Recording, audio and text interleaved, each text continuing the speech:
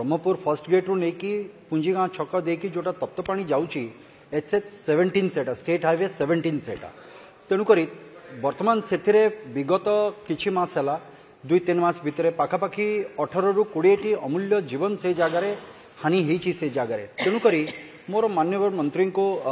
प्रश्न ये जगार रहा चाहिए जे पैरेलल किछि रोड पई तार प्लान करा जायछि कि जो ये मेजर रास्ता रही जेहेतु आउ एक्सपांशन पई आम पाखरे कौनसी संभावना नहीं प्रत्येकटी गाँ पाखापाखि 10टी पंचायत गाँ रोड उपरे अच्छी सेठी एक्सपांशन होगा जगह नहीं किंबा तार अल्टरनेटिव कौन चिंता करिसंती कहीं दुईटी स्टेट हाईवे और गोटे नेशनल हाईवे दिगपहंडीर गोटे पुंजीगाँ छकरे कांग्रिगेशन होती जोटा ब्रह्मपुर पटू को गोटे नेशनल हाईवे को जाइए गोटे अपर पक्षर आसिक तप्तपाणी की जाइए जयपुर तेणुक से जगार गोटे अल्टरनेटिव हेले आमे सुरक्षित रास्ता भी आमको दरकार जेहेतु रिंग रोड ट्रैफिक कंजेशन को कमेवाई आमको रिंग रोड दरकार तेणुक सुरक्षा दिगरे कौन करहब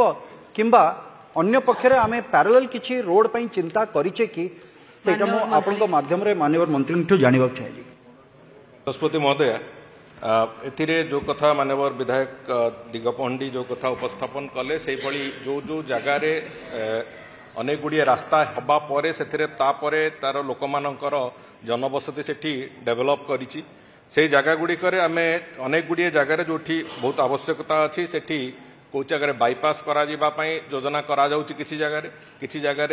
एलिवेटेड कॉरिडोर से जगह करने चेष्टा कराउछि जदि सेठी स्थान अच्छी से भाया भाव में करने तार इम्प्रूवमेंट तो ताकू नहीं कि आमे गुड़िए जगह तार योजना को नहीं हाथ में रखीचु एवं से बाबद में जो जो जगह असुविधा होउछि किंबा अनेक जगह रास्ता जोड़िए रास्ता जोटी इंटरसेप्ट करुच्ची से जगह भी एलिवेटेड कॉरिडोर करके अंततः ट्रैफिक को सहज करवा एवं दुर्घटना रोकवा ये जोड़िए यही कथा गुड़िक संपूर्ण रूपे तार आमे आरंभ करचु प्रक्रिया एवं दुर्घटना रोकवा निश्चित भाव में आम भी समस्त एक बड़ चैलेंज अच्छी आम से कथा को लेकिन विभाग जो जो जगह आवश्यकता अच्छी ताकू करिबो